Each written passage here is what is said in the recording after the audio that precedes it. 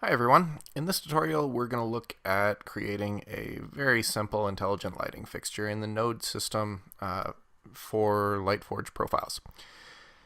So the first thing that we're going to do here is add pan and tilt control. So most intelligent lighting fixtures will give you a coarse and fine control of pan and tilt. So what that means is that they are using two channels to control pan and tilt to give you 16-bit control over your fixture. If you're only using a single channel for pan, you have 256 possible values that you can set your pan to.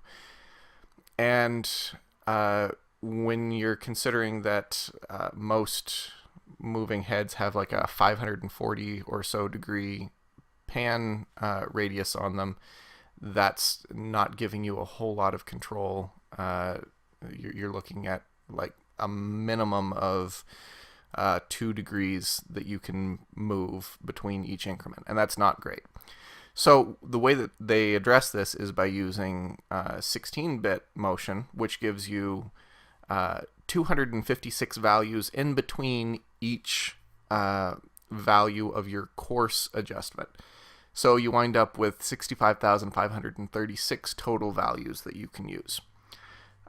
So to set this up, we will go ahead and add in a coarse fine modifier. And we'll go ahead and connect this and say we want to use pan. So what this is going to do is it's going to take the 16-bit value that Lightforge uses to express the pan position, and it's going to break it out into its coarse component and its fine component. So once we have this, we will just connect coarse to one channel and fine to another channel. And depending on how your DMX output for your lighting fixture is set up, those channels could be anywhere in the list of channels that your fixture supports. So we're going to do the same thing with tilt control. So I'm just going to copy this and paste it and find tilt. There we go. And plug in coarse and fine. All right, so now this lighting fixture would have the ability to have motion control. Let's go ahead and add in the RGB color picker as well. So we're just going to assume that the next 3 channels on here on this particular fixture are red, green, and blue. So you'll notice as I'm doing this that the values that are being output out these attributes are not the same values that I'm getting over here when I on the input side. The reason for this is, like I said earlier, all attribute values in Lightforge are expressed as 16-bit numbers. And all attributes, when you output them to DMX, have to be 8-bit numbers. So they have to be a number between 0 and 255. And the node system is smart enough to know that if I'm connecting a 16-bit number into an 8-bit pin, it's just going to convert and grab the 8-bit component out of that. So, for instance, we have 65,535. We wind up with 255 here. The same thing would happen if I were to run this through a coarse fine node and then just take the coarse component. It just does it automatically by plugging it in there. And you can tell which pens are 16-bit and which are 8-bit by the light blue ones are 16-bit and the gray ones are 8-bit. So, okay, we have a lighting fixture with pan, tilt, red, green, blue, and let's go ahead and add an intensity channel to this as well. So, once again, we'll just connect this here and add intensity. And there we go. We'd have a functional lighting fixture. And most lighting fixtures will have a lot more channels than that, but it's really no more difficult than just connecting the rest of the channels to it. We could have a situation where we have multiple instrument effects that are put on one channel. One of the really common things you run into with lower end fixtures is they'll put strobe and intensity on the same channel. So we could just leave it like that and have it so that when intensity gets to a certain range, it switches over and does strobe. But for me, that I'm not a big fan of that, because it makes things inconsistent. When I grab my intensity fader and put it at 100%, I expect the light to turn on to 100%.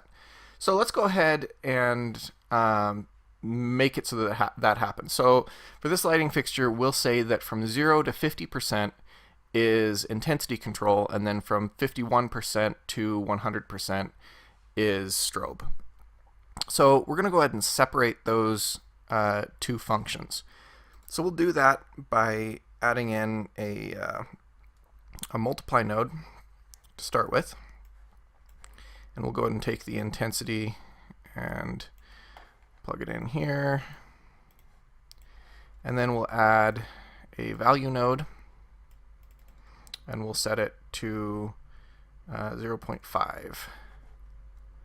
So what this is going to do is it's going to make it so that our intensity control, when we're at 100%, is going to give us as if the fixture was at 50%. So now when I put this up to 100%, the light will be at 100%. The next thing that we would want to do here is give ourselves the ability to do strobe control. So I'm going to add in another multiply node, and I'm going to add strobe. And then I'm going to take the same 0.5 value and plug it in here. So if I go to image up here, I can now do the same thing with strobe. So we need to do a couple more things here to make this actually functional.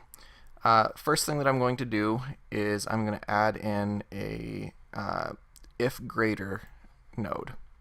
So what this is going to do is it's going to check value A and value B and see if value B is greater than value A. If it is, then I can pass one value in and it'll return that. If not, it'll return the other value. So what we're going to do is we're going to see if the strobe value is greater than 0. So we can just leave this unplugged. If it's greater than 0, then we want to have the strobe value plus 32,767, which is half of the maximum number. So let me grab an add node and type 32,767 in here. And now we're going to add those two values. So now, when the strobe is turned on, its value starts at 50% and then goes up from there. So what we're going to do is we're going to plug this into the then value, and then our normal intensity value into the else value. And now I can plug this into channel 8 on the fixture, and we now have two separate controls. So intensity, if we look at this channel 8 value here, intensity is giving me 0 to 50% of the maximum value, and then strobe is giving me 51 to 100%. Now, the nice thing about this is, say I have this the intensity down, and I decide, oh, I want to turn the strobe on. turning the strobe on now goes to the value that it should be at to make the strobe happen because of this if greater node. So basically it's checking to see if I have set a value on the strobe. If I have, then we're going to use the strobe value. Otherwise, we'll use the intensity value. And so now we have just made the workflow with this particular fixture much easier because we don't have to worry about intensity and strobe being on the same channel. And you can separate things out like that very easily for whatever you need to do, and it works really slick. So I think that's all I have for this tutorial. If you have any questions, feel free to contact me and I'll answer them best I can. Thank you.